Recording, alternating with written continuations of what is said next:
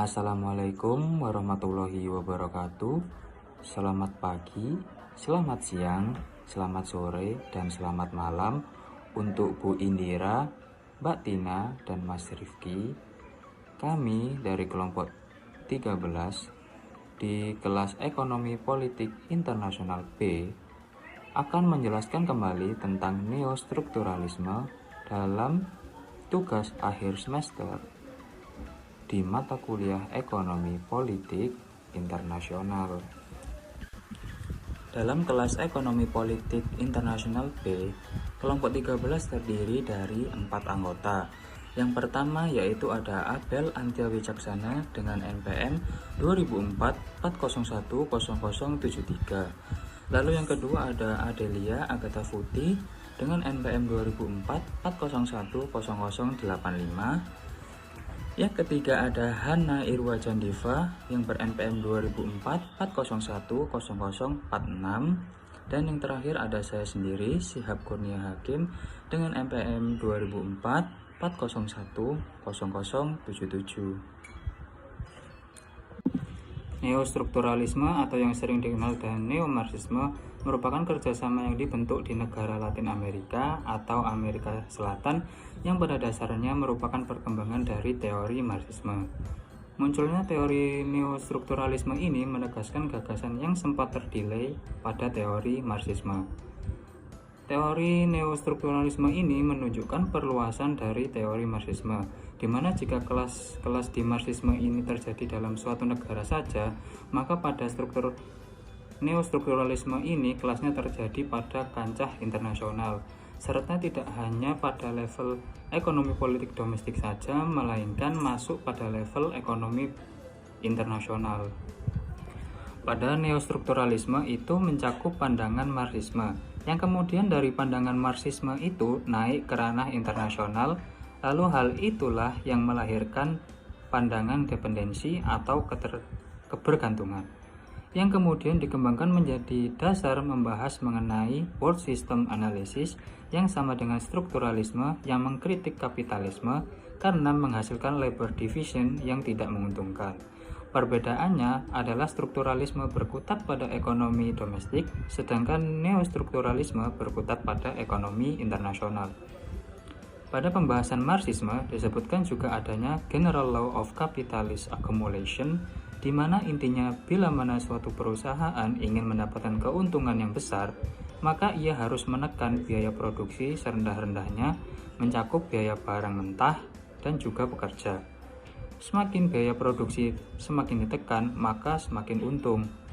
Ada keterkaitannya antara keuntungan dengan tingginya tingkat eksploitasi terhadap pekerja.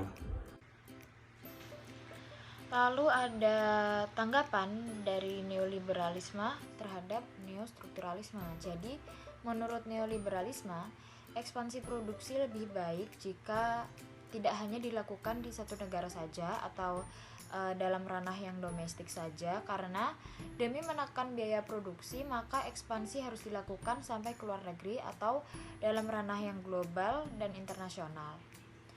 Jika biaya untuk barang mentah sudah tinggi, maka akan lebih baik jika suatu perusahaan melakukan ekspansi ke luar negeri untuk mencari bahan baku yang lebih murah dan mencari tenaga kerja yang juga lebih murah.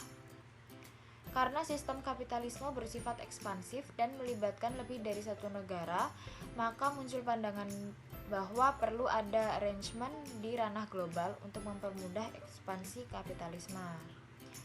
Lalu selanjutnya ada kontradiksi, yaitu seharusnya bila perusahaan mendapatkan untung yang lebih tinggi, maka gaji buruh atau pekerja juga harus naik.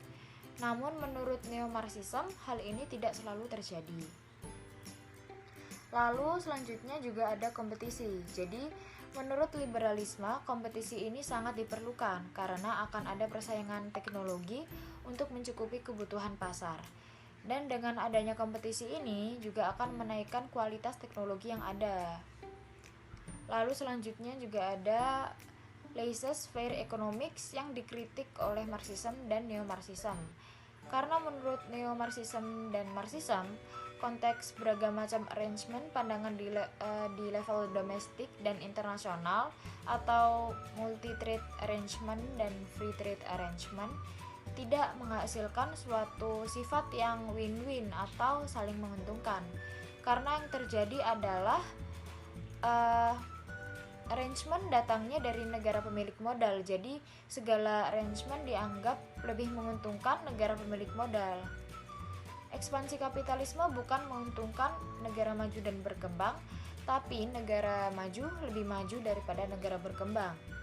Dan dengan adanya ekspansi global, negara pemilik modal akan tetap menguasai teknologi, sedangkan negara berkembang akan tetap menjadi pekerja. Pada kesempatan kali ini saya ingin menjelaskan materi mengenai struktur Marxisme. Struktur perekonomian suatu negara akan berjalan seiring dengan perjalanan sejarah. Bagaimana struktur mempengaruhi perkembangan masyarakat pada suatu negara? Ketika membahas perkembangan perekonomian suatu negara, terlebih dahulu membahas mengenai pemerintahnya, lalu sistem politiknya, dan hubungan antara perkembangan perekonomian dan perkembangan politik negara tersebut.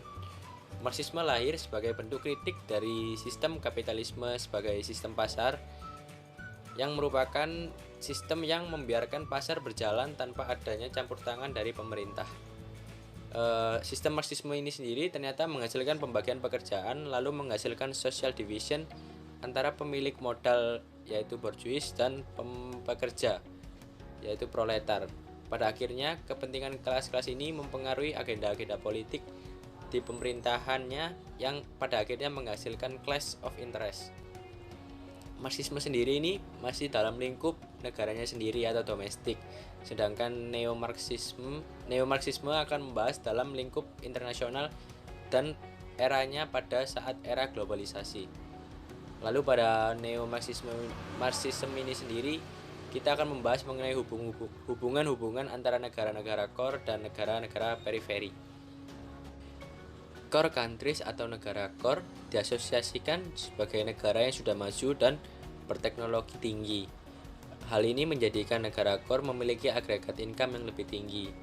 Amerika Serikat bisa dikatakan sebagai negara core.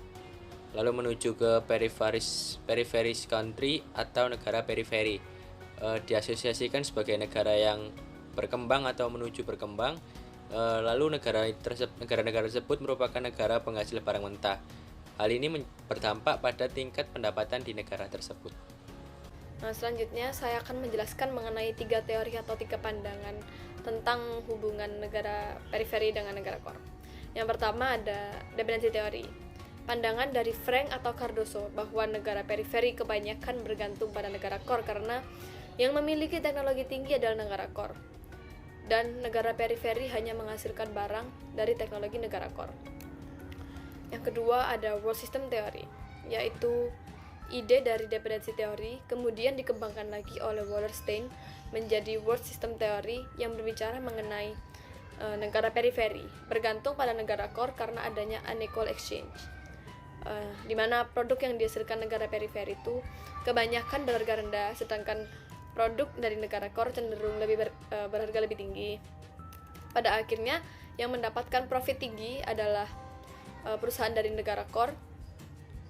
Kemudian jika negara periferi dapat naik kelas, biasanya hanya akan bisa naik menjadi negara semi periferi jika memiliki headquarter. Ketiga ada Neo-Gramscian analysis, yaitu ide mengenai counter hegemoni dari Robert Cox yang muncul pada tahun 1980-an yang mengatakan bahwa adanya eksploitasi dari negara core terhadap negara periferi maka akan memunculkan effort counter hegemoni dari negara periferi agar tidak terus-menerus dieksploitasi dan bertujuan untuk mendapatkan penghasilan yang tinggi dan yang semestinya mereka dapatkan. Nah, sekian penjelasan dari kelompok kami mengenai neostrukturalisme. Jika ada kekurangan dan salah kata, mohon dimaafkan. Wassalamualaikum warahmatullahi wabarakatuh.